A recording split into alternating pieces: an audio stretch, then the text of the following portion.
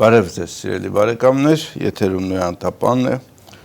Այսօր մենք տաղար ենք հրավիրել ֆիզիկոս եւ մաթեմատիկոս, ֆիզմատ գիտությունների դոկտոր պրոֆեսոր Աշոտ Գևորգյանին։ Պարոն Գևորգյան, այն ինչ կատարվում է հիմա Հայաստանում, ես նկատի ունեմ պատերազմը, ես նկատի ունեմ հետպատերազմական զարգացումները, բավականին մտորելի ու տեղիք է տալիս եւ շատ տեղերում շատ մտավորականներ հանդես են գալիս այսպես հասարակական հրապարակախոսական ելույթներով, իրենց կարծիքներն են ասում, ելքեր են ցույց տալիս, հրապարակում են հոդվածներ, հետաքրքիր կլինի իհարկե լսել ձեր բացատրությունը, թե ինչ կատարվեց մեզ հետ, եւ դրանից հետո փորձենք տեսնել արդյոք մեր գիտական միտքը, մեր հասարակական միտքը, մտավորականությունը ներուժ ունի այս իրավիճակից լուծումներ գտնելու։ Նախ շնորհակալություն հարգելի Տիգրան հրավերքի համար, ես տվյալ պարագայում ուզում եմ իմ կարծիքը, իմ դիտարկումները հայտնել, ելնելով որպես հայ մարդ, մտավորական մարդ, որը ամեն առավոտ աչքը բացելուց նորից ուզում աչքը փակի քնի այս մղձավանջը, որ չզգա, այն ինչ որ կատարվեց մեր հետ։ Ցավոք սրտի, ուրեմն ես տեսել եմ ոչ թե որ սենց աղետ լինելու է, ելնելով այն ընթացքից, որ ես տեսնում եմ վերջին 30 տարին եւ մասնավորապես մի փոքր հույսեր առաջացել, այսպես ասած, ճակերտներով այս հեղափոխության հետ կապված, որ կարող է ինչ-որ բան փոխվի, չնայած ես Նիկոլ Փաշինյանին իր վարքը դեռ մարտի 1-ից գիտեմ, ես հենց ընդեղ եմ եղել այն դժնդակ այդ մարտի 1-ի դեպքերին, հենց ընդեղ եմ, եւ որ ինքը փախավ անհետացավ, ես պատահական այս ինչ որ իմաստով ընդեղ էի։ Հիմի ուրեմն ինչի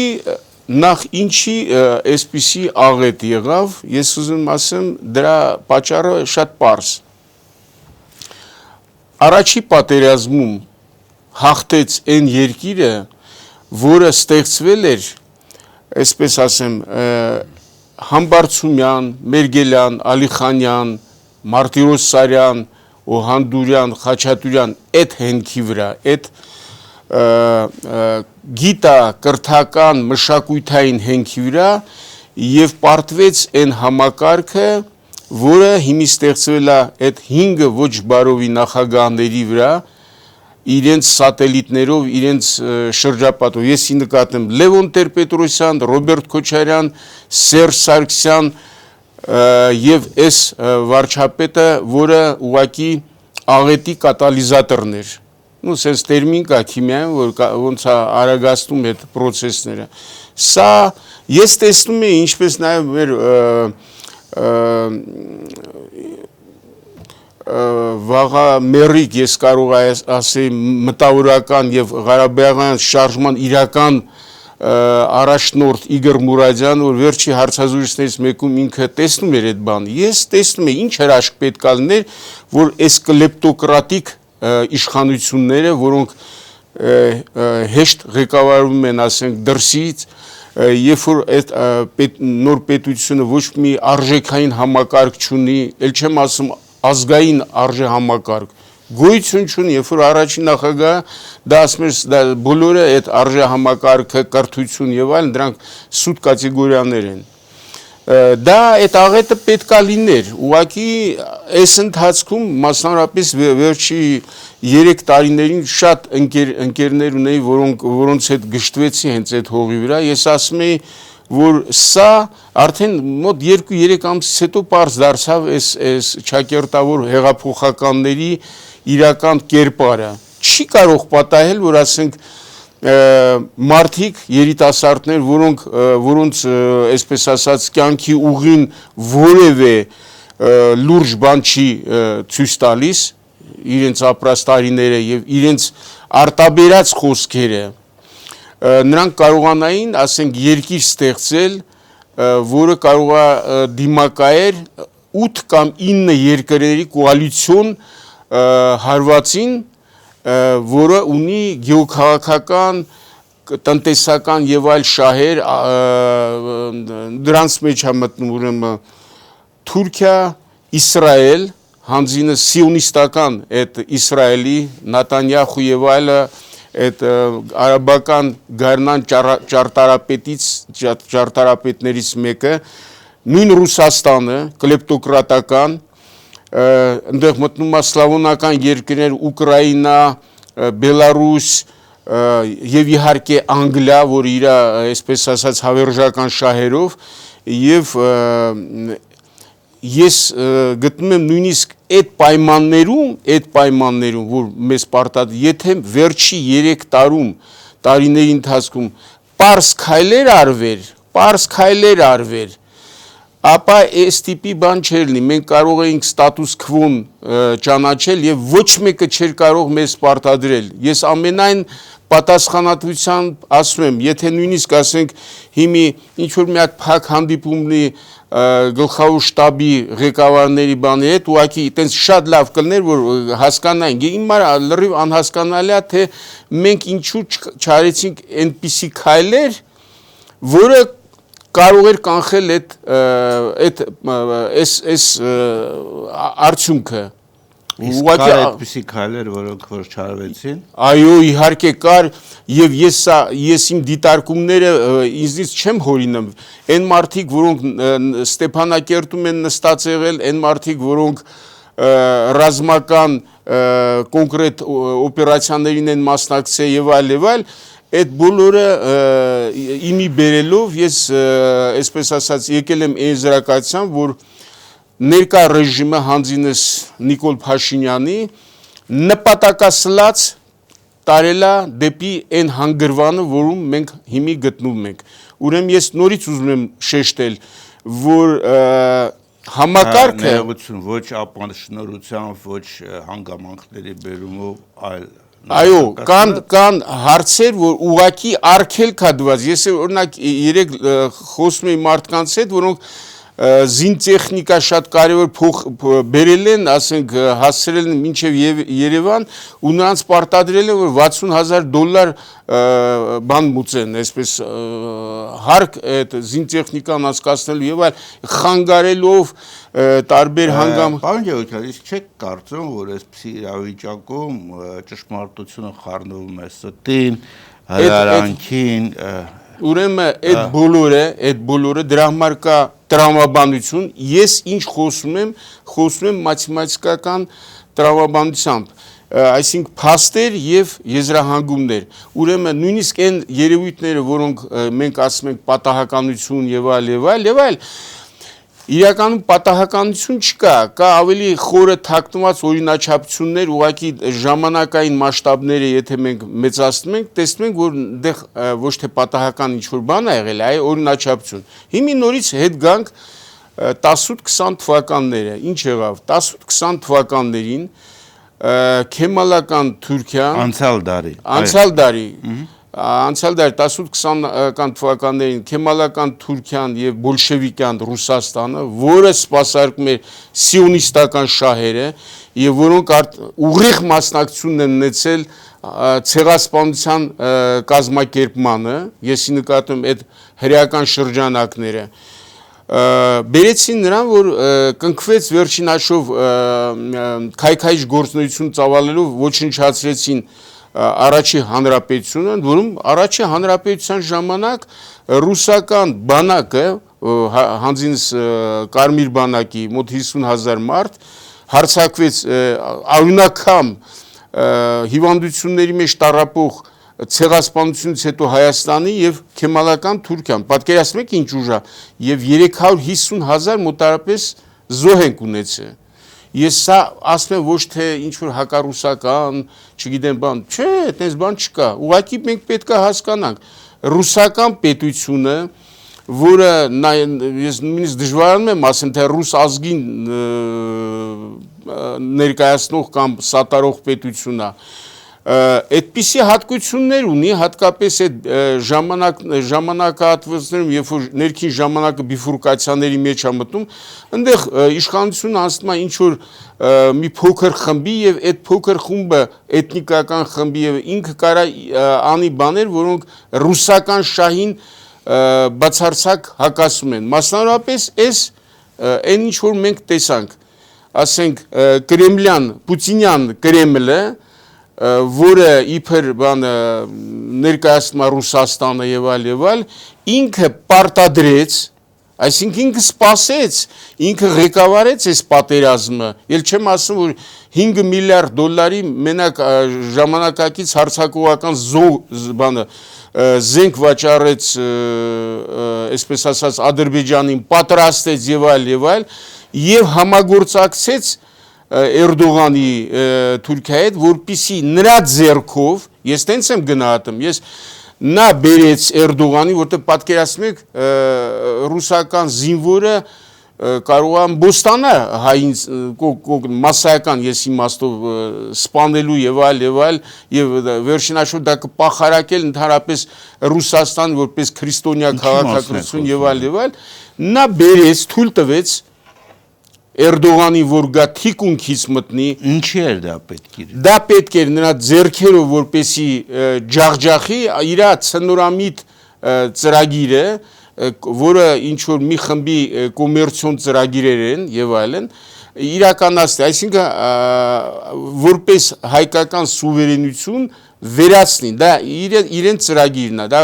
ռուսական շահին չի Ռուսաստանին պետք է վերացնել հայկական սուվերենությունը։ Ինչի։ Այո։ Հա, որպիսի ինքը ունի, ասենք, ես ուղղակի ապացուցեմ որպես թեորեմ, էլի։ Ասենք, եթե դիտարկենք վերջի ժամանակներ, օրինակ ռուսական էներգոգինների վաճառքը խիստ ընկել է եւ Եվրոպայում եւ թուրքական այդ հոսքում նրա կարծեմ 3-2% էր մնացել, որ այդ գազատարներով եւ պատերազմից առաջ տեսնում ենք հսկայական թռիչք, то есть թուրքական գազատարներով ահռելի քանակությամբ գազ է գնում վաճառվում, այսինքն պարզերում է որ այնտեղ համաձայնություն է տեղի ունեցել ռուսների եւ թուրքերի մեջ։ Պարոն Գևորգյան, համաձայնությունը ռուսների եւ թուրքերի միջև եւ շահեր ունենալ տարբեր բաներ են։ Օրինակ ես բանը ես մենք չէի ուզենա տեղ խորա, ես փաստերն եմ ուզում։ Եկեք փաստերով գնանք, այո, որովհետեւ փաստ հետեւյալը ռուսական կողմը եւ ինչպես նաեւ այս կառավարությունը պատերազմ սկսվելուց ռուսական կողմը բնական է շատ ավելի առաջ է իմացել որ պատերազմ ալնելու եւ նա բերեց թույլ տվեց որ Էրդողանը գա այն որ ասում են Ռուսաստանը չէր կարող ծիծաղել է գերտերություն որը ունի միջուկային բոլոր արսենալը նա եթե ասեր նստի տեղը մի շարժվի Էրդողանը տես երբեք տես բան չէր անի նրան պետք էր որպեսզի Էրդողանը մտնի նա լավ հասկացել էր որ Ադրբեջան կոչեցյալ այդ արեստացին կառույցը չի կարող հաղթարել նույնիսկ այս վատթար կլեպտոկրատական հայկական պետությանը չէր կարող ուղակի զինված ուժով նրան պետք էր դրան միավորվեց նաև տեխնոլոգիական իմաստով այսպես ասած Իսրայելը բոլորի Պարոն Գևորգյան եկեք այսպես անենք ես ուշադրությամբ լսում եմ ձեր ասենք դատողությունները մասամբ կարող եմ որոշ դատողությունների հետ համաձայն լինել, մասամբ ոչ, բայց միևնույն է ձեր դատողությունների մեջ որևէ ապացույց, որ Ռուսաստանն էր կազմակերպել, մենք հակառակը գիտենք, մենք գիտենք, որ Թուրքիան ունի շահեր, Թուրքիան ունի ցեղասպանությունը վերջացնելու խնդիր, Թուրքիան ունի Թուրանին միանալու խնդիր, եւ Թուրքիան եւ Ռուսաստանը ես չեմ հիշում, քանի անգամ պատերազմել են։ Այո, ճիշտ է։ Այո։ Հիմել են պատերազմելու, հիմել են պատերազմում։ Բայց դուք ինչ եք համարում, որ այո, Պուտինին երևի անհրաժեշտ էր ռազմական կոնտինգենտ մտցնել տարածաշրջան եւս։ Եվ չկար ուրիշ եղանակ տարածաշրջան կոնտինգենտ մտցնելու լեգալ ձևով, Կան եթե երկու երկրները խնդրեին։ Դե բացարձակ Պարզավոր ինքը պիտի բերեր այդ երկու դա երկրներ։ բացարձակ կեղծիք է, ասեմ ինչ։ Ասեք։ Նախ երբ որ Վրաստան մտցրեց նա ոչ մի երկրի համաձայնություն Մինչև հիմա այդ աղբյուրները խաղում է, որովհետև արևմուտքը սանկցիաներ ան։ նույն կերպ ստեղ մտավ, նույն կերպ բացարձակ անօրինական, որտեղ կար Մինսկի խումբ, նա իրանք չուներ, այսպես ասած, այդ Բայց դուք լսում եք որևէ կես ձայն կամ ցածր ձայնով որևէ մեկը հիմա ասի, որ Ռուսաստանը անօրինական է մտել տարածաշրջան։ Երբ պետք լինի, ասելու են եւ սանկցիաներ են կիրառելու հենց դրա դամ։ Ես մի չեմ ուզում դրա վրա շատ կանգ առնենք, որտեղ մենք ուզում ենք հասկանանք։ Հիմա ունենք այդ փաստը, որ փաստացի այդ ընթացքում, այդ պատերազմից հետո մցվեց մեղրի հարցնել եւ Պուտինը ասեց, որ այդ ամբողջ թուղթը ինքն է կազմել։ Մենք հիմա տեսնում ենք, որ պանթուրանական ծրագրի առաջի քայլը, փաստորեն որ բացարձակ հակառուսական է, դա արել է այս Պուտինի վարչակարգը։ Всё, այդ ընդ որում ես ասում եմ ռուս ազգայնականների, ռուս մտավորականների ելույթի կվինտեսենսիան եմ ասում։ Հիմի եղել է այն ինչ որ եղել է, մեր խնդիրները կապված դրա հետ։ Ինչ պետք է անեն։ Այո, եկեք փորձենք։ Հիմի ես էլ եմ ասում, սա որ ասում եմ, ոչ թե ես ասում գիտեք ինչ, հիմի մենք պետք է պահանջենք ռուսական բազան դուրս բերել։ Ոչ։ Մենք ռուսական բազայի վրա մեր քիչ գումարներից ահռելի գումար միլիարդավոր դոլարներ ենք ծախսել, որպեսզի պետք է բազան թող իրենք բան անեն, այսպես ասած ամրապնդեն եւ բերեն այն զինատեսակները ռուսական, որոնց մեջ իդեպ հայ գիտնականները շատ մեծ ներդրում ունեն, մասնավորապես ակադեմիկոս Քոչարյանց, Գավառի ծնունդ եւ այլ։ Այս վերջի շարքը տեսնեմ հələ թուրքը ռիսկ անի, ինչ որ կամ ՆԱՏՕ-ն կամ ինչ որ մի հատ քայլ անի։ Վստահաբար չէ։ Ուրեմն, այսինքն հնարավոր է, շատ հնարավոր է, ես խիստ քննադատում եմ այս ռուսական կլեպտոկրատական իշխանություններին, Պուտինի իր շրջապատը, որտեղ ամբողջ դրանց հարստությունը գտնում է հենց Լոնդոնում։ Այն որ իրենք ասեն, բան մեղադրում են Նիկոլ Փաշինյան կոչեցյալին սորոսական եւ այլ եւ հարցակումներ, դա պատրվակ է, որպեսզի մեզ բերեն աղետալի այսպես վիճակի։ Իրականում ներողություն։ Եկեք նորից փաստերով գնահատենք։ Ձեր կարծիքով Պուտինը եւ Նիկոլ Փաշինյանի հարաբերությունները ինչպիսին էին։ Կամ այսպես ձևակերպեմ հարցը։ Պուտինը վստահում էր Նիկոլ Փաշինյանը։ Ուրեմն ես այստեղ ուզում նշեմ, որ Նիկոլ Փաշինյանը որևէ հակառուսական բան չի արել, բացի այն որ գուցե ուզեցել անի կամ ես դրա մեջ էլ չեմ կասկածում եմ որ ուզեցել անի, ասենք այդ օնում քվեարկություններից որևէ հակառուսական ալյանսի մեջ առավել էս վերցեց զորախումբ ուղարկեց բայց ինքը լրիվ հակառուսական քաղաքական գործիչ էր պարլամենտում միջև Այո, ինքը ընդհանրապես, իսկ ինքը դուք մենք էլի շեղում ենք, ես ընդհակառակ ասում, այսօր Նիկոլ Փաշինյանի միակ փրկությունը Ռուսաստանն է դեռ ապահովում եւ ես ենթադրում եմ, որ ինքը իհարկե այդ պաշտոնավորումը վերջացնելուց հետո կանգնելու է տրիբունալի առջև, որը չկա Պարզվում է, որ ռազմական բանի մեջ ենք գտնում, պատերազմի մեջ ենք գտնում 30 տարի, ռազմական տրիբունալ չկա։ Բայց նրան ռուսները հիմա շատ ձեռատալին է, տեսեք Պուտինը բացարձակ ասեց, որ եթե ծրագիրը չկատարվի, դա կարող է լինի աղետ Հայաստանի համար եւ իմանալով, ասենք, ռուսական պետության վարքը, որը իդեպ ասեմ, ցեղասպանությունը անում հենց իմել իր ժողովրդի հանդեպ։ Վերցրեք ցարական Ռուսաստանում եղել է 180 միլիոն ուղղափառ քրիստոնյա, ցարական Ռուսաստանի ժամանակ, ասենք 100 տարուց ավել։ Հիմի տեսեք նրա բանը, այսպես ազգային էթնիկական կազմը, ակնհայտորեն երևում է, որ դա երբեք չի այդ ռուսական, այսպես ասած ղեկավար կառավարական կազմը չի արտահայտել այդ ժողովրդի շահերը։ Նենց որ ասենք ինչ ես մի չեմ ուզում խորանալ ավելի, որտեղ բազմաշերտ է շատ փաստեր կարամ բերեմ եւ այլ, մենք ունենք մի, այսպես ասած, փաստաթուղթ, որի համար եղավ հոկտեմբերի 27։ Այդ մեղրի հետ կապված, բոլորը այդ են ասում, որ մեղրի հետ կապված խնդրի պատճառով եղավ հոկտեմբերի 27։ Բայց տեսեք, դա վերջին հաշվով այդ փաստաթուղթը կազմեց ռուսական ամենաբարձր իշխանության կողմից, հանձինս Պուտինը, ինքը բացահայտ ասեց, համաձայն եք։ Որ ես եմ կազմել փաստաթուղթը։ Այդ փաստաթուղթը, որի 9-րդ պունկտը դա ճանապարհ տալն է, բանը պանթուրանական ծրագրին։ Այս անունակ երևույթը, որ այսպես ասում է, բան մեր վարչապետ կոչեցյալը, ասում է դա շատ լավ չէ։ Գիտեք ինչ, արդեն ազգի մեծ մասը կարևոր չէ։ Եկեք այստեղ ուրեմն մեր եթերից մենք շատ լավ։ Դա իմ մասնավոր բանն է, կարծիքն է, որ իդեպ ես ստացել եմ այս 3 տարի տարբեր առիթներով կառավարությունում լինելով եւ այլն պարլամենտում լինելով եւ ես ասենք ի տարբերություն կոպիտ ասած ավելի նրբազգաց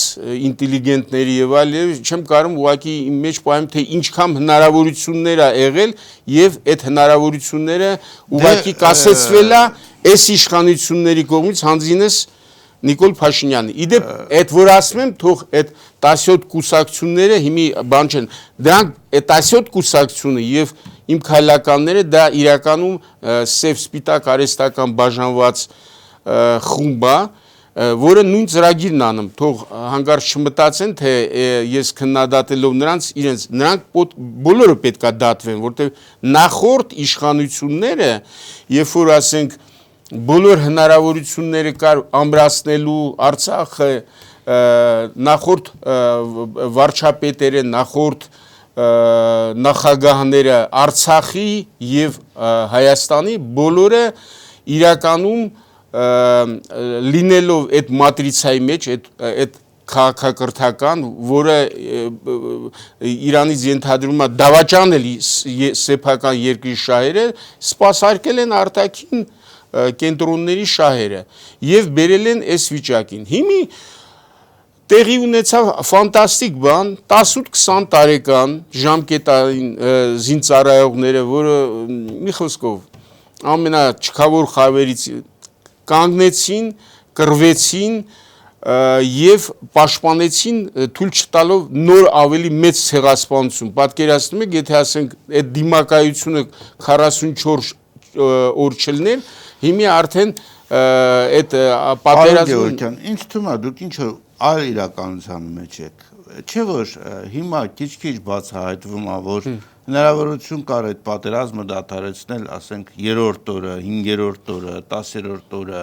ինչի մասին է խոսքը չէ ուրեմն ես չեմ հավատում այդ բաներին ասեմ դե հիմա որ չեք հավատում դրանից փաստերը վերանում են չէ փաստերը հենց էտա փաստ դա փաստ չի Դա փաստ չի։ Նիկոլ Փաշինյանը իր գրառումներում է երեք Ես բացարձակապես ինքը իմ մոտ վստահությունն է, ամբողջ իր կյանքը ստի մեջ անցկացրել եւ իր խոսքերին ոչ մի ես չեմ հավատում հենց սկզբից, որտեւ ասենք երբ որ գնում էինք Շատ լավ, պետք է ուրեմն օբյեկտիվ փաստերին հավատալ այդ դեպքում։ Օբյեկտիվ փաստը Ոչ մեկին չեք հավատում, հասկացա։ Ոչ մի Ինչպես կարելի է, սա բան չի էլի, ոնց բնական գիտություն չի, որտեղ դուք ասենք փորձ անեք կամ ինչ որ ֆիզիկական երևույթների վրա անեք։ Այստեղ մարդկանց ասածների, մարդկանց ելույթների, գործողությունների հիման վրա է արվում։ Ճիշտ է, բայց դրանք էլ են փաստեր։ Ուրեմն եթե մենք դիտարկում ենք, օրինակ հասարակ հարց, ոչ մի Հայաստանի նախագահ չի խոսում բան առաջի հանրապետության իրավահաջորդ լինելու բանից այդ թեզը որ ասենք մեզ տարավ դեպի մոլորություն եւ բերեց այս աղետին դրել է Լևոն Տեր-Պետրոսյանը այն ժամանակվա քաղաքական էլիտան եւ դա կազմված էր բնագետներից, ֆիզիկոսներից, մաթեմատիկոսներից, ես չգիտեմ պատմաբաններից ընդունեցին, մտածեցին, տեսան, որ ավելի լավ է, իրանք խորամանկում էին իրենց ինքնախապեյության մեջ եւ չգրեցին, որ մենք առաջին հանրապետության իրավահաջորդն ենք։ Չեն գրել։ Ես այդքան երկրորդն էլ չգրեց, երրորդն էլ չգրեցին, այո։ Այդ ընթացքում լիքը մարդիկ են եղել, մտավորականներ, որ անդադ ճնշում են գործադրել, չեն կարողացել հաղթել։ Անդմությունը 25 տարի պայքարել եւ չէր կարողանում հաղթել։ Եթե 30 տարվա մեջ, այո, մի հատ հասարակ ճշմարտություն չեն կարողացել պարտադրել, եթե ուրեմն նշանակում է դա միտումնավոր կառավարող։ Բայց ո՞րն է հասարակ ճշմարտությունը, որ իրավահաջորդն ենք առաջանում, ես օրինակ դեմ եմ։ Ինչի՞։ Մենք Բագրատյանց թագավորության իրավահաջորդն ենք։ Խոսքը, ինչու էլի։ Ասեմ, որտեղից ինչու որտեղ այդ առաջի հանրապետության կազմի մեջ մտել են բոլոր այն տարածքները, որի համար դե իմ ասած պարագայլու էլ ամբողջ արևմտյան Հայաստանն էր մտնում, մեծ հայքն էր մտնում։ Ուրեմն այս հանրապետության, առաջի հանրապետության ստորագրող երկրները կան, իսկ Բագրատունյաց թագավորություն ճանաչող երկրների մեծ մասը չկա։ Հռոմը դա Իտալիան Հռոմը չի դա։ Անգլիան, որը աշխարհակալ հիմի երկիր է եւ այլն, այն ժամանակ չի եղել։ Հիմա տեսեք, մենք փաստերի հետ գործ ունենք, պետք փաստերի հետ գործ ունենք, որ փաստ համար առաջին, ինչպես ասում են, մոդա է դարձել, որ այդ ինչ որ ասում եք, չի մտել մեր սահմանադրության, հռչակագրի եւ այլնի մեջ, չի մտել։ Այո։ Ինչ որ պատճառով։ Չէ, ինչ որ պատճառով չի, դա հատուկ չեն։ Շատ լավ, հատուկ, եթե հատուկը ասում եք, ուրեմն դուք այդ օրինաչափությունը տեսնում եք, ուրեմն դրա դեմ պայքարելու ձևն էլ տեսնում եք, եկեք դրա մասին խոսենք, որովհետև եթե գիտեք, որ օրինաչափությունը սա է, շատ ճիշտ հարցրեցիք։ Ուրեմն ես իմ տեսակետը առանձին ոչ քաղաքական գործ, ոչ էլ ուզում եմ լինեմ, ոչ էլ ուզում եմ կառավարության մեջ լինեմ, ես իմ գործն եմ անում, գիտությամբ եմ զբաղվում։ Ուրեմն մենք պետք է ազգային արժեհամակարգ, այն որ առաջի նախագահ հանեց դուրս սկսեց որպես կեղծ կատեգորիա եւ մենք տեսանք արդյունքը։ Դա պետք է հիմնական։ Մենք պետք է մեր կացութաձևը դրա մասին էլ տասնյակ տարբեր իրար հակասող պատկերացումներ հակասող, ես հակասությունների մասին չեմ ասում, ես ասում դրա ինչ իմ ընկալումը։ Առաջի հերթին պետք է կոռուպցիան դիտվի որպես ազգային դավաճանության էկվիվալենտ մի բան, որ չի արվի, այսինքն չափանիշները, որով մենք կարող ենք հասարակությունը կազմավորել, առողջացնել, չկա, գոյություն չունի, ասենք մենք չենք կարող ասենք, տեսեք, ես ասեմ, այս վարչապետը եւ իր խումբը ուղղակի ազգային դավաճաններ են։ Դուք իմ հետ վիճում եք, ասում եք, այո, որովհետեւ ազգային դավաճան դեր ասած չափորոշիչը չկա։ Եվ մարդը եթե սխալ է արել կամ մարդը միտումնավոր է արել, այդ տարբերությունը պետք է լինի։ Պարոն Գևորգյան, եկեք այսպես անենք, մենք հեռախոսազանգեր ունենք, փորձենք 1-2 հեռախոսազանգեր ընդունել, հետո կշարունակենք, լավ։ Բարև ձեզ, դուք եթերում եք։ Բարև ձեզ, ես Նոյան Տապանն եմ։ Այո, լսում եմ, դուք եթերում եք։ Ես մի հատ բան եմ ուզում առաջարկ ունեմ, եթե կարելի է լսեք արձակագենք հետո։ Մենք հիմա հաղորդման մեջ ենք, եթերի մեջ ենք, եթե դուք մեր հյուրին չեք հարց տալիս, ապա խնդրում եմ ավելի ուշ զանգահարեք եւ ուրեմն ձեր առաջարկությունը թողեք։ Եթե հիմա հարց ունեք պարոն Գևորգյանին տալու, խնդրեմ։ Ես մի երկու հարց ունեմ, շուտ կասեմ։ Այո, համեցեք։ Մեկը ինչու Սևրի դաշնակիրի թուղթը հիմա մեջտեղ չեն բերում։ Հիմա որ այդ դրության, որ Ադրբեջանի հիմա ասում է այդ հողերը, որ օկուպացիա է Արցախի հայությունը, մենք պիտի իրանցից տուկան վերցնենք, բայց հիմա չեք կարծում այդ ժամանակն է, որ Սևրի դաշնակիրը քաշեն մեջտեղ եւ 100 տարի այդ հայկական հողերը օկուպացիայի հետևանքով ոչ մի բան գործողություն չեն անում։ Շատ լավ, Այս մի հարցը երկրորդ հարցը ներողություն ձեզ խանգարում եմ շուտ կարճ է երկրորդ հարցը այն է որ ես զարմանում եմ որ նախանցյալ օր բանը տելևիզիոնը բանի Օլախչյանի տելևիզիոնը ցույց էր տալիս որ ինձ եւ հայկական դիրքերում մեխանիա զինվորականներ որ այնտեղ խորոված էին արել ուտում էին եւ զարմանում եմ ես ով է հաճուկը կառավարում ընդե եւ ժողովուրդը այս դրության մեջ որ այդտեղ այնտեղ խորոված սարքեն ծուխ անեն եւ այն կողմն Ադրբեջանի զորքերն էին կայնած Շատ լավ, փորձենք պատասխանել ձեր հարցերին։ Ուրեմն ես լրիվ համամիտ եմ, որ պետքա Սևերի դաշնագիրնել այդ առաջի հանրապետության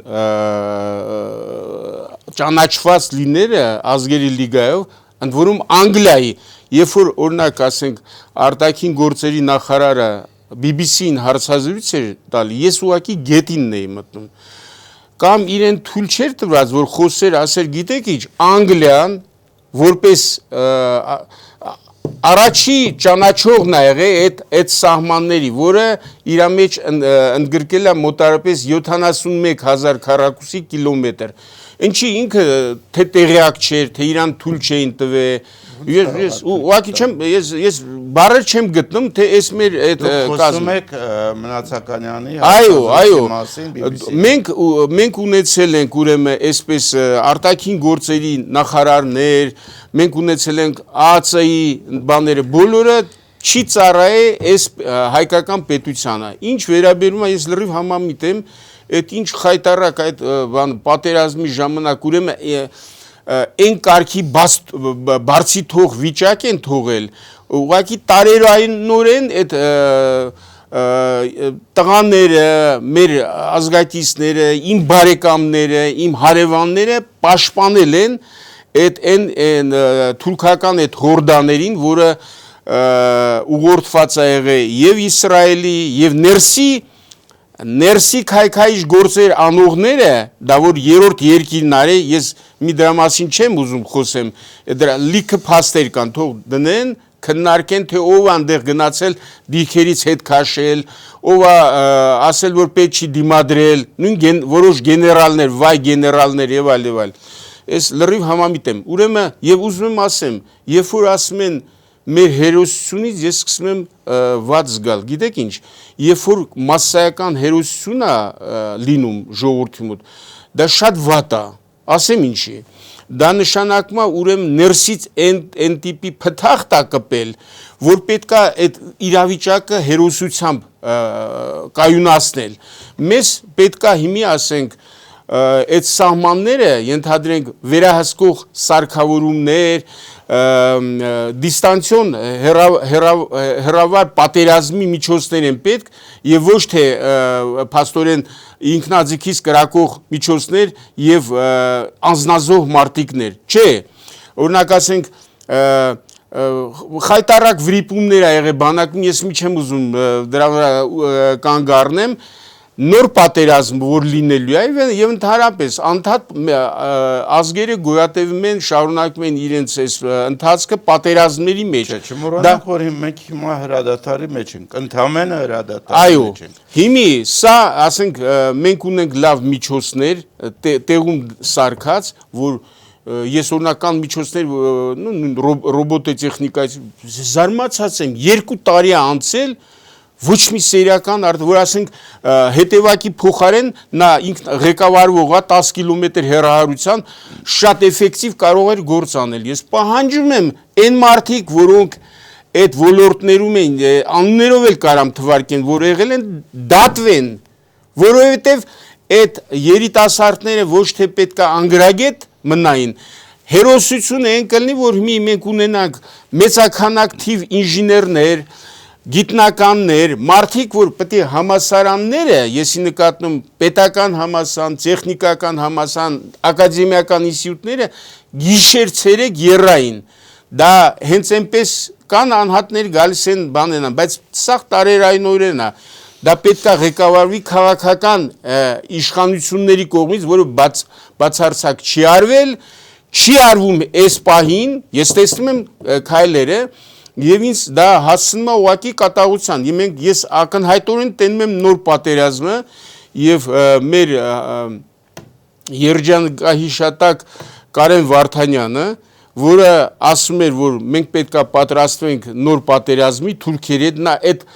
մինչև ինքը ասեց արդեն թուրքերի հետ մենք պատերազմեցինք։ Եվ տեսանք, որ մենք փոքրաթիվ լինելով եւ այլն շատ եւ անկազմակերպ այդտենց դիմադրություն ցույց տվեցինք։ Ես էլ եմ ասում, բացարձակապես իմ մոտ վստահություն կա հենց ներքին տեղեկություններից եւ այլն, եթե մի փոքր կազմակերպվեր, ոչ թե քանդվեր, որ արվել է այս իշխանությունների եւ Ղարաբաղի վերևի էլիտայի կողմից եւ այդ հրամանատարությունը մի քիչ անկախ լիներ իր որոշումների մեջ, ապա սենց արդյունք հաստատ չէր լինի եւ մենք սենց ընկճված վիճակում չենք լինի։ Հիմի եղել է դա ինչ որ եղել է, մենք պետքա շատ արագ վերափոխվենք։ Այսինքն ես որ ասեմ ազգային գաղափարաբանության վրա հիմնված վերափոխվելու համար են որոշակի ճանապարհներ պետք։ Եկեք դրա մասին խոսենք։ Ճանապարհներ հեռախոսազանգի ընդունելուց հետո եթե կարելի է։ Բարև ձեզ, դուք եթերում եք։ Բայց ես կարծես կտրվող խոսակցությունս ձեր հետ խոսում եմ, ասեք կարծես հույր ունեք, ով խոսակցություն ունեք։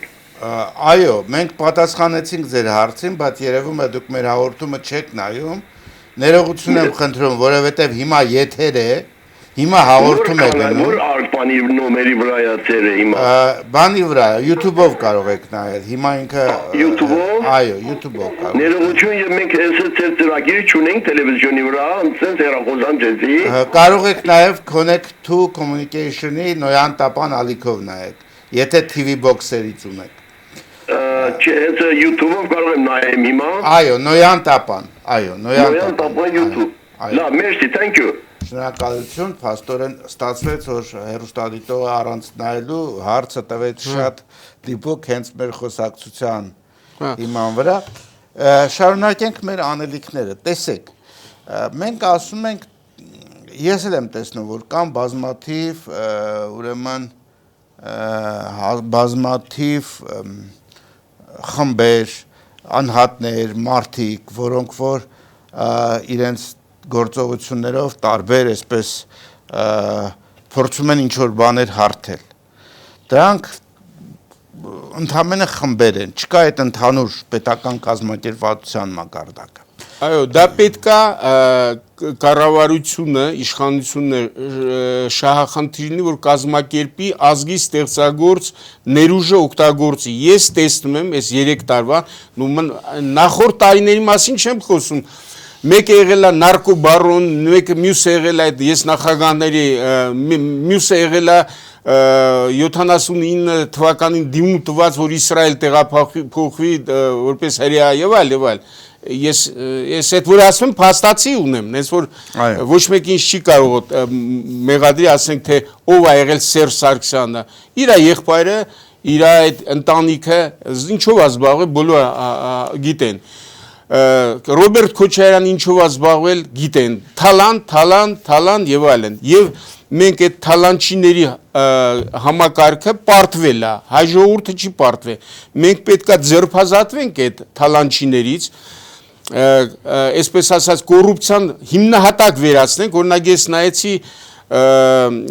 Գոլդա Մեյերի գրածը, որը եղել է սիոնիստական իմ մարդկության ամենաչարի կուսակցության անդամներից մեկը, բայց իրեն նշած ուղիները մեր համար շատ ակտուալ է, այսինքն կոռուպցիան պետք է դասել պետական դավաճանության հետ։ Հիմա տեսեք ինչ բան է, որտեղ մեծ մասը գաղափար չունի կոռուպցիա ինչ բան է։ Իրանց թվում է կոռուպցիան այնա պետք է որ գրպանը փող են դնում, չէ։ Ես հիմա ասեմ, ամբողջ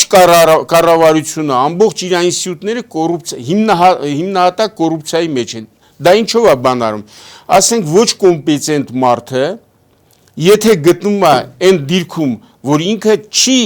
տիրապետում այդ դիրքի խնդիրներին եւ այլ, դա արդեն կոռուպցիայի, այսպես ասած, վառ ձև է։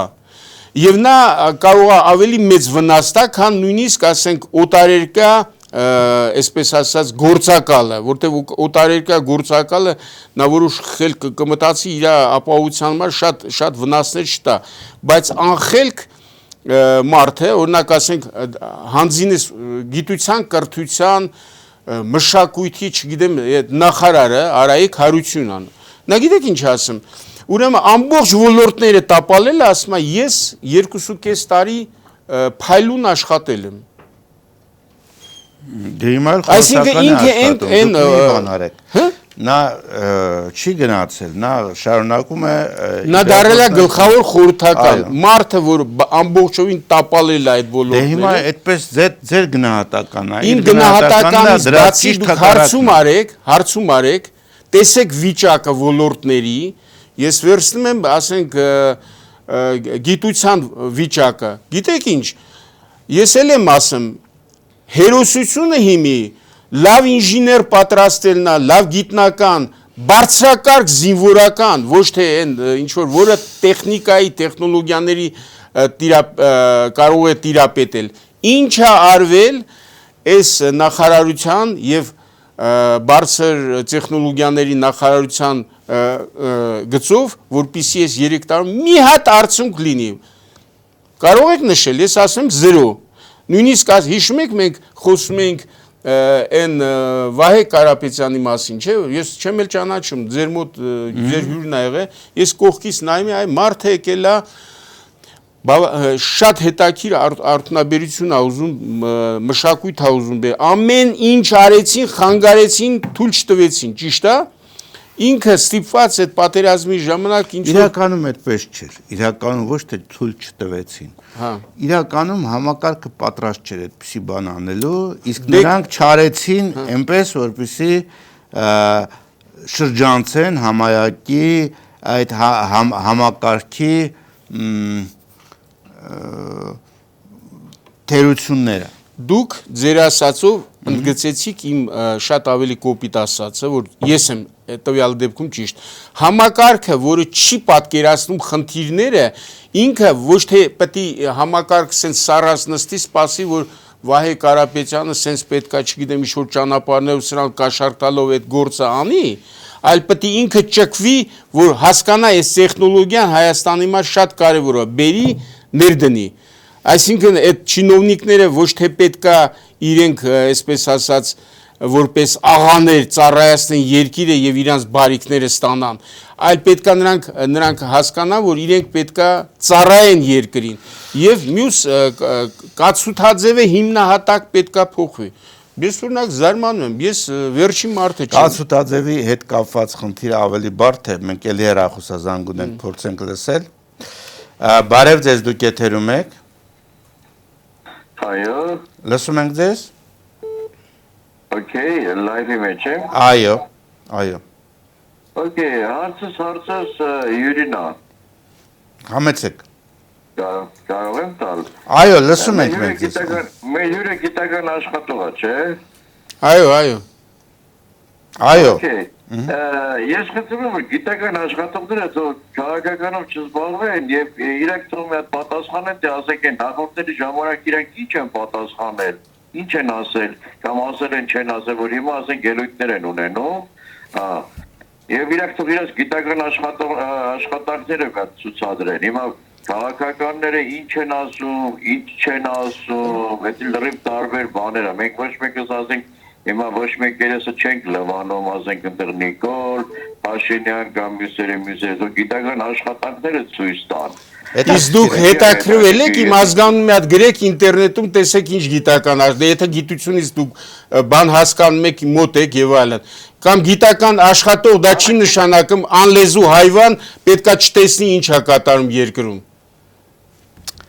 Ես այդ ժամանակները նախորդների ժամանակ ես հոդված եմ գրել եւ ասել եմ, որ 3 նախագահները պետքա պատժվեն ինչպես Հարավ Կորեայում 14 թվական։ Սելիա ռուստադիտող ներողություն եմ խնդրում, իրականում դուք իրավացի չեք, որովհետեւ Աշոտ Գևորգյանը հենց այն մարդկանցից մեկն է, որ պայքարել է այդ նախորդների դեմ եւ խնդիրն այն է, որ ցավոք սրտի իր պայքարը այս հեղափոխություն չավարտվեց, որովհետեւ լուծվեցին այն խնդիրները, որոնք որ սարքել էին նախորդները։ Բայց այստեղ ինչ որ բան ճիշտ բան չկա ձեր կարծիքով, պարոն Գևորգյան։ Այդ տեսեք դուք ֆիզիկոս եւ մաթեմատիկոս եք եւ ձեր ոլորտի նեղ մասնագետ աշխարհում շատ քիչ կա, մատերի վրա էլ կարելի է հաշվել։ Բայց օրինակ քաղաքական գործիչը երբեք չի կարող իրան թույլ տալ խոսել ֆիզիկայի կամ մաթեմատիկայի այդ ոլորտների մասին, որովհետև պարզապես չգիտի։ Ինչու ենք մենք համարում, որ գիտական մարդը տիրապետելով ֆիզիկային եւ մաթեմատիկային կարող է կողմնորոշվել քաղաքականության մեջ, իսկ քաղաքագետը տեսնում ենք, որ չի կարող մաթեմատիկայի մեջ կողմնորոշվել։ Այդ հարցին նախ հարցնողը պետք է իմանա, որ այսօր քաղաքական ոլորտում շատ կարևոր պլանավորողները բոլորը ունեն ֆիզիկոսի մասնագիտություն։ Շատերը, ես ուղղակի կարամ աշխարհում թե Հայաստանում։ Աշխարհում Հայաստանի մասին ես չեմ խոսում, որտեղ բանը քաղաքական ոլորտն է, ամեն ինչ որ կապված է հարաբերությունների բան, դա վերջը համակարգում է դառնում է գիտություն։ Գիտությունը ամենաճշգրիտ գիտությունը դա նկարագրվում է կոպիտ ասած մաթեմատիկական լեզվով։ Այնպես որ ես այն ինչ որ դրա համար հատուկ նշեցի փաստեր եմ ես բերում, եթե մի փաստ սխալ եմ ասում, թող ասեն, թե այս փաստը սխալ եք ասում։ Ես ասում օրինակ ասենք բանը, այս ինչ որ անակնկալ ձևով այդ թուրքական հոսքով 0-ից համարյա ռուսական այդ գազը բարձրանում է այն քանակությամբ, որ մի 2 ամսվա մեջ 40 միլիարդ դոլար բյուջե ռուսական փող է մտնում։ Դա ինչ որ կապված է, չէ՞։ Այդ փաստը դուք ինչ որ տեղից եք վերցրել։ Բնական է։ Կարող նայել։ Այո, լրագրողի Չէ, լրագրող չի, դա տնտեսական, այսպես ասած, փաստեր է, որ բանը մեկ հեռախոսազանգել ընդունենք ձեր թույլտվությամբ։ Այո, բարև ձեզ, դուք եթերում եք։ Լսում ենք ձեզ։ Բարև ձեզ։ Բարև ձեզ։ Ես ուզում եմ իմ հարցը հիմնականում Վահե Կարապետյանի մասին ասեմ, որ իմ կարծիքով հիմա խոսում եք այդ մասին եւ ձեր ուրեմն առարկմամբ Վահե Կարապետյանին չօգնելը արդյունք էր այն բանի, որ մեր համակարգը պատրաստ չէր մի երկրում, որը Հայաստանը, երբ որ իրոք համակարգը պատրաստ չի, դա չի նշանակում, որ իրենք չպետք է անեն որևէ քայլ, որպեսզի այդ համակարգը փոխեն եւ օգնեն, որպեսզի կարողանան ներդրումներ բերել Հայաստանի էկոնոմիկայի մեջ։ Իրենց այդ քայլերը, որ իրենք համակարգը չփոխեցին, դա վառ արդյունք էր այդ կոռուպցիայի, որի մասին եւ ձեր հյուրը խոսում է։ Այնպես որ Այո, ես համաձայն եմ ձեզ հետ, այո։ Այո։ Դա շատ կոռուպցիայի ամենավառ արտահայտությունն է եւ երկրորդ հարցը, որը վերաբերում է քաղաքականության եւ գիտության հետ, թե գիտնականը չի կարող քաղաքականությունը դա ընդհանրապես փաստերի համակարգ է, եթե գիտնականը չի կարող քաղաքականություն խոսել, պետք է խոսել։ Քաղաքականությունը դա փաստեր են, աշխատանք է, որտեղ մեկին գումարած մեկ պետք է լինի երկուս եւ ոչ թե Ես նկատի ունեի քաղաքական գիտությունների գիտնականը, դուք ճիշտ եք, բայց եթե խոսքը գնում է ֆիզիկոսին եւ մաթեմատիկոսին, իմ հարցը հենց դա էր։ Դուք կարծում եք, որ հենց ֆիզիկոս եւ մաթեմատիկոսը պիտի կարողանա, թե այնուամենայնիվ քաղաքագետը։ Այո, ֆիզիկան եւ մաթեմատիկան դա քաղաքականության ամենահիմքերի հիմքն են։ Եթե մենք ուզում ենք պատրաստել քաղաքականություն, եթե մենք ուզում ենք պատրաստել երկիր եւ հասարակություն, պետք է այդ ամենը պետք է բաղկացած լինի եւ հիմնված լինի գիտության վրա, որտեղ մեկին գումարած մեկը միշտ երկուսն է լինել եւ ոչ թե ուրիշ ինչ-որ թիվ։ Շնորհակալություն զանգի համար, սեր հեռուստադիտողներ, համայն դեպս բոլոր հեռուստադիտողներին եւ մեր այս ուրեմն հրատապ ուզում եմ ուղղակի ասել, որ առաջին կրթությամբ ես նաեւ ֆիզիկոս եմ, այնպես որ այս հարցը ոչ թե այնքան ուրեմն բնույթից է բխում, որքան նրանից, որ դա բարձաբանվի։ Ես նորից էլի անդրադառնամ, շատ զարմանալի է, որ հիմի մեր հնագույն պատմությամբ, օրինակ, Հայաստանի հնագույն պատմությամբ զբաղվում են ոչ թե պատմաբանները, այլ ֆիզիկոսներ կան, բան Համլետ ազգանուն մոռացի։ Մի խոսքով եւ բազմաթիվ այն մարդիկ, որոնք իրենց կրթությամբ պատմաբան չեն, բայց իրենց դատողությունները, իրենց աշխատանքները եւ այլն բերում են նոր բացահայտումների։ Պարոն Գեորգյան, ես հենց դա եմ ուզում լսեմ, որ ըստ էության այստեղ մտածողության ձևն է կապը։ Վերջի, օրինակ, վերջի վառ փաստը համահայկական մատ ընկերության Պրեզիդենտը մեր լավագույն մաթեմատիկոսներից մեկը Մովսիսյան Յուրան վերջերս եվրոպական մատ ընկերության այսպես ղեկավար կազմի կողմից հրավերք ստացավ գրել այսպես ասած Հայաստանի մաթեմատիկայի պատմությունը։ Ուրեմն ես էլ եմ որոշ նյութեր բաներ այսպես հաստատ տրամադրել այլ ինքը սկսում է Ուրարտուից որտեղ հայտնի էր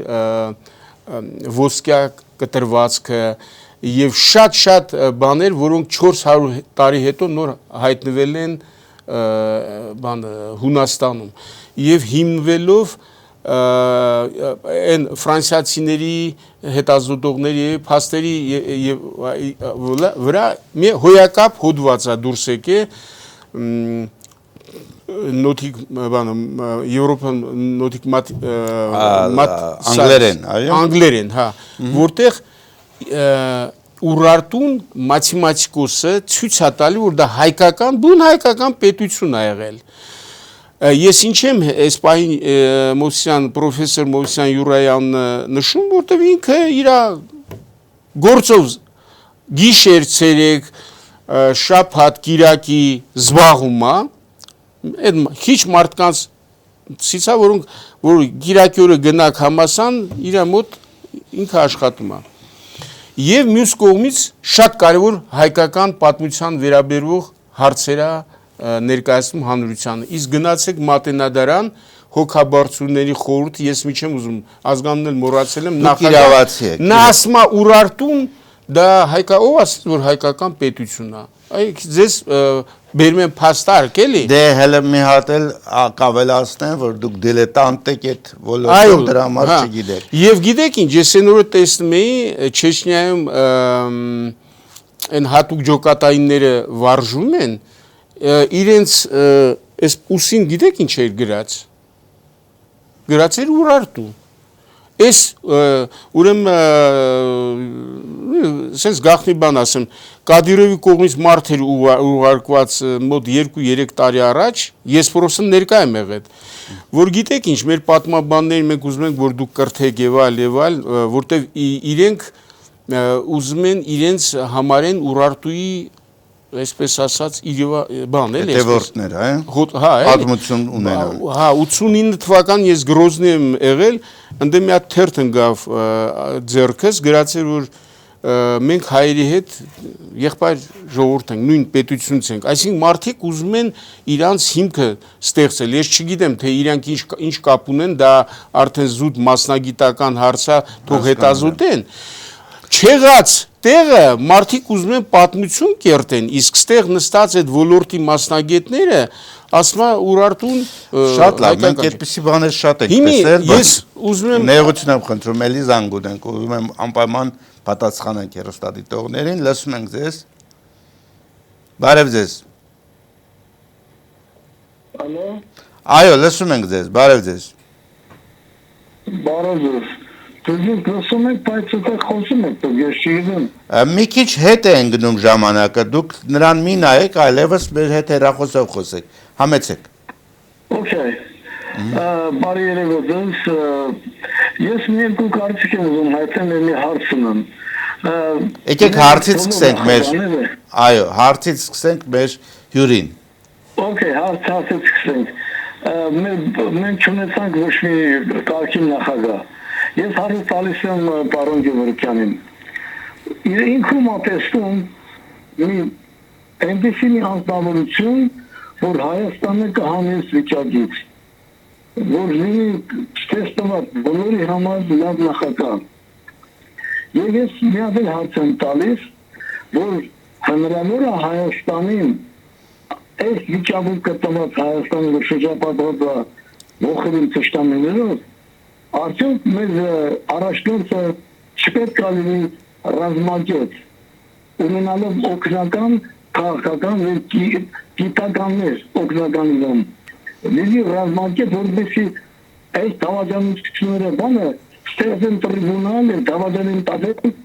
եւ վերջապես երկիր Հայաստան երկիր դառնա։ Ձեր կարծիքն եմ ուզում լսել։ Շնորհակալություն։ Շնորհակալություն, ուրեմն ես այս պահին կոնկրետ մարդ չի ուզենալ նշել եւ նույնիսկ դժվար է նշել տես կոնկրետ մարդ, բայց կարելի է ուրեմն ես պատկերացնում սենց ստեղծել ազգային համաձայնության մի կառավարության, որի մեջ պետք է ընդգրկված լինեն մարդիկ, հայ մարդիկ, ընդ որում եւ Սփյուռքից եւ տեղից նախ որոնք ունեն ամբասիր անցած ճանապարհ, բարձր ինտելեկտ, պատրաստակամություն ծառայելու ժողովրդին, երկրին։ Ես վստահ եմ, որ հայության մեջ, որոնց նույնիսկ թիվը դժվար է, անդադ ասում են, ես արդեն 60 անցա իմ տարիքը, ասում են 10 միլիոն, շատ ավելի շատ է, այսինքն պետք է այդ ամբողջ Սփյուռքը դառնա մի հատ, այսպես ասած, ցանցային պետություն եւ այդ ցանցի խտացումը լինի Հայաստանը,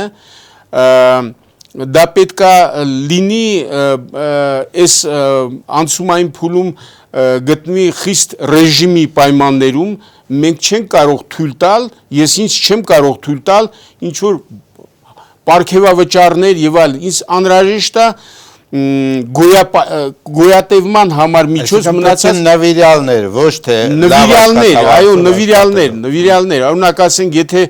Շարլ Ազնավուրը լիներ, ես կտեսնեի այդ մարդուն այդ տիպի, այսպես ասած, անցումային կառավարության մեջ, գուցե իր տղան է արժանի, այն տղան, որ Հայաստանի հետ շատ կապված է, լինի, այսինքն ամբասիր ոչ այնքան ամբասիր, որքան կարող երևի աշխարհի կողմից ճանաչված։ Ճանաչված, դա էլ պետք է լինի։ Օրինակ ես ասեմ մեր լսողին, ես ինքս կարող եմ շատ հարցերում, սպეციფიկ հարցերում շատ օգտակար լինել, տեխնոլոգիական, տեխնիկական եւ այլն։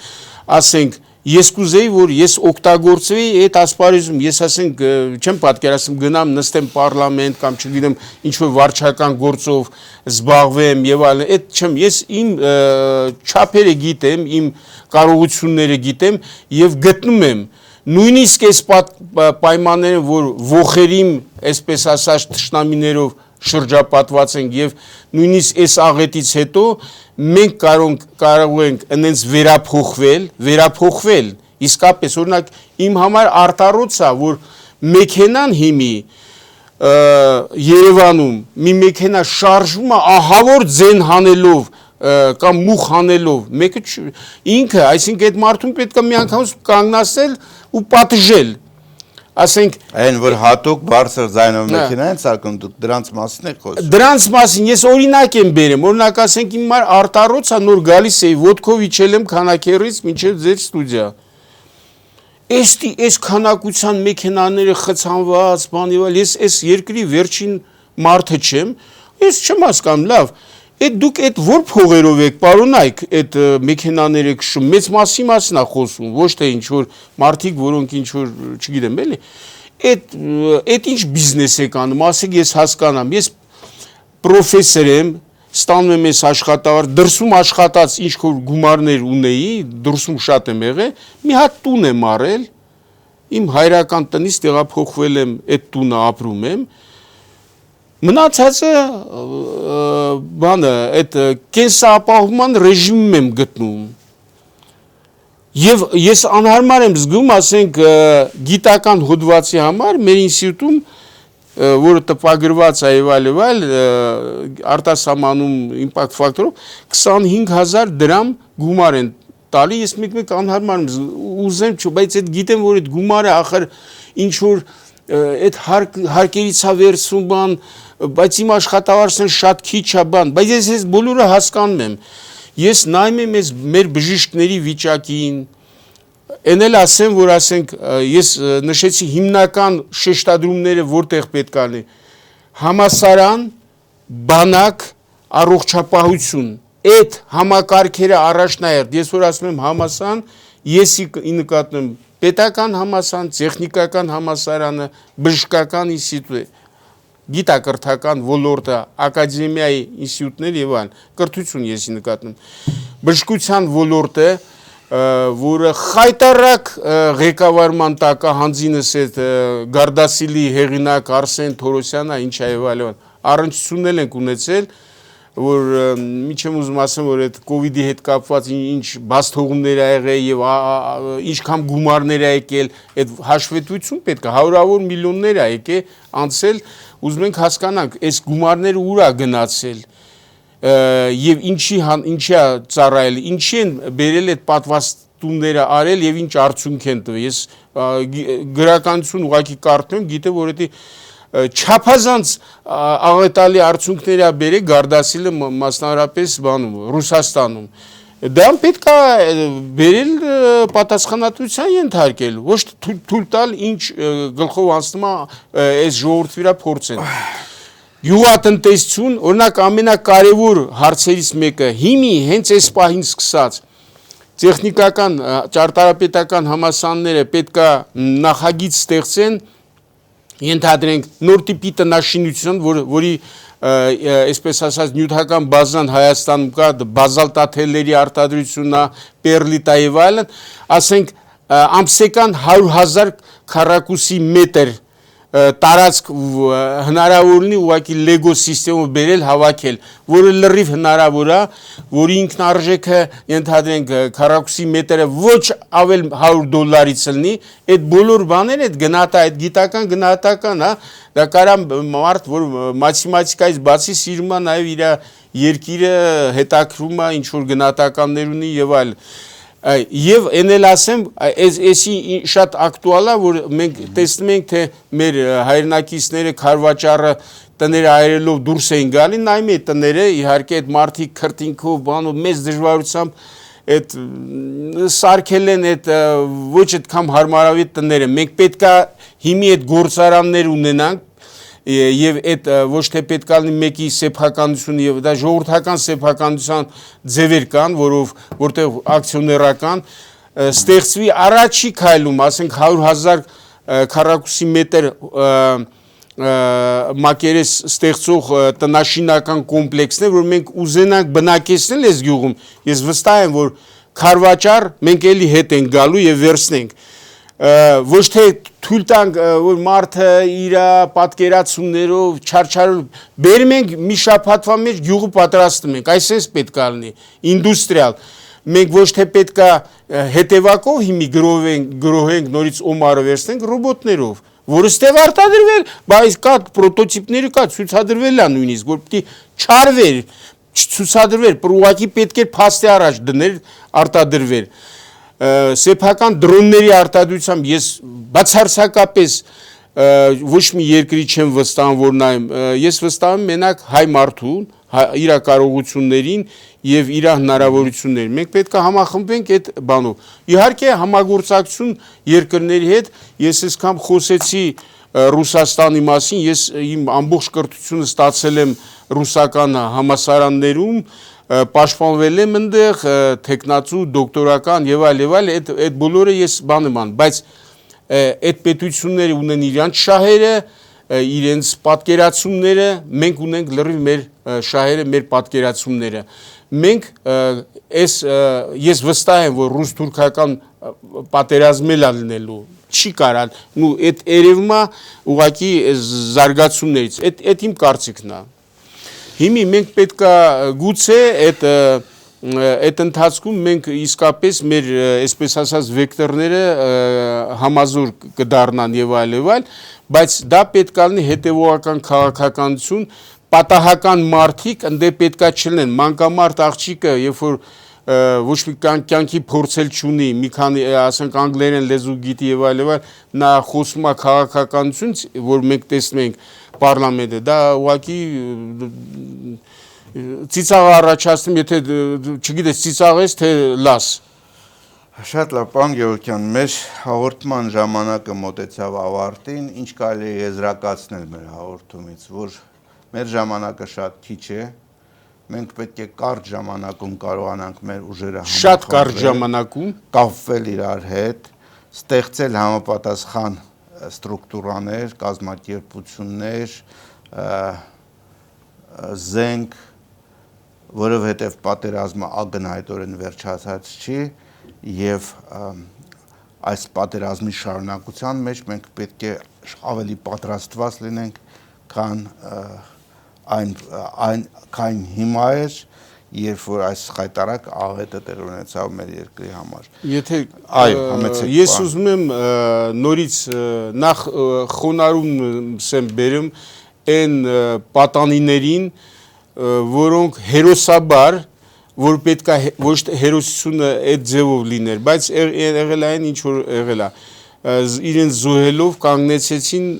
նոր արհավիրքը, նոր ցեղասպանությունը եւ իրենց արյունը ոնց ասեմ իզուր չի անցել։ Այն մայրերին, այն ծնողներին ես իմ խոնարհումն եմ բանանում, որպես հայ մարդ եւ ամեն օր ես այդ ցավը զգում եմ։ Եվ պետքա մենք այդ մարդկանց ստացած հոգեկան, տնտեսական եւ այլ վնասները պետականորեն մենք կարողանանք ամոքել, սփոփել, այդ առաջի խնդիրը։ Երկրորդ, ուրեմն մենք ես ասեցի, շեշտադրում պետք է լինենք դնենք գիտության, կրթության եւ այլ այդ ոլորտների վրա, որ ասել ենք 30 տարի, ոչ մի բան չեն կարել։ Հայաստանում հիմի ամենացածր այդ ոլորտը ֆինանսավորող երկրներից է աշխարհում։ Ես չգիտեմ տենց 0.18%։ Այս տարի կառավարությունը 2 միլիարդ դրամով էլ պակասացրել է։ Ես չգիտեմ այդ ինչի վրա են այսպես ասախում, բայց բոլորին ակնհայտ է, որ այն երկիրը, որ իր տեխնոլոգիաները չունի, իր տեխնոլոգիաները չի զարգացնում, նա կամ ոչնչանալու է։ Իմիջիալոց ասում ես պատերազմի ընթացքում պետք է ասեմ, որ Ադրբեջանը որպես պետություն արդեն ոչնչացված է։ Նա կամ պետք է Թուրքիայի շարունակություն ունի, կամ պետք է տրոհվի դառնա, եթե Ռուսաստանը մնաց, որտեղ Ռուսաստանը ինքն էլ կարող է փլուզվի, որտեղ այդ տիպի այլանդակ վերաբերմունքը ռուսական գիտության, մշակույթի, որ իրանց պետությունն է բանանում, այդ դուք մի չխաբվեք, թե չգիտեմ Պուտինը մտածում է, չգիտեմ ինչ անեմ, գիտության ոլորտը, որ ես անմիջապես շփում ունեմ մինչև հիմի, աղետալի վիճակ է, իր կազմով եւ այլ եւ այլ։ Ես եւ վստահ եմ, որ մենք կարող ենք հաղթահարել այս աղետը, պատվով դուրս գանք եւ հիմի իրադրությունները շատ արագ են զարգանում։ Եթե առաջի ռուս-թուրքական այդ հակահայ 18-20 թվականներին դաշնագրից հետո 20 տարի հետո արդեն Սովետ միությունը պատրաստ էր հոշոտեր Թուրքիային եւ այդ պլանները կազմված են, այս փուլը շատ ավելի կարճ է տևելու, երբ որ Ռուսաստանի շահերը ուղղակի բախվելու է Թուրքիայի եւ մենք պետք է պատրաստվենք, մենք ուզենք, չուզենք մենք պիտի պատրաստ լինենք, որովհետեւ ցավոք սրտի այդ պատերազմը ուրեմն շատ քիչ ժամանակ է, ուղղակի խոսքը գնում է ամիսների, մենք պետք է ստեղծենք ազգային համաձայնության ասեմ ինչ որ մի ժամանակավոր կառավարություն, որտեղ ռազմական ոլորտի մասնագետների, տեխնոկրատների դոմինանտությունը պատրաստված մարդը պետք է շատ մեծ լինի։ Եվ մենք պետք է անցնենք այն ռեժիմին, որ ոնց է ինքնա выживание это բանը ռուսական գոյատևման ռեժիմը գոյատևման ռեժիմ մոռացեք այդ շվայտ կյանքը գեղեցիկ մեքենաները պետքա մենք կոպիտա եթե պետքա օրահացով պետքա մենք մեր երկիրը ստեղծենք սիգարետները չշախտանք փողոցների մայթերին եւ մանկամարտ աղջիկը գալիս էին նոր չգիտեմ քան տարի շատ փոքր սիգարետը Երևանի փողոցում դա նշանակում մշակութային աղետ է եղել եւ դրա պատասխանատուներն շատ լավ պարոն Գեորգյան մենք հնարավորություն կունենանք հետագայում եւս այդ հարցերը ձեզ հետ քննարկելու սիրելի բարեկամներ եթերում Գիտական Հայաստան հաղորդաշարն էր եւ մենք զրուցում էինք ֆիզիկա-մաթեմատիկական գիտությունների դոկտոր պրոֆեսոր Աշոտ Գեորգյանի հետ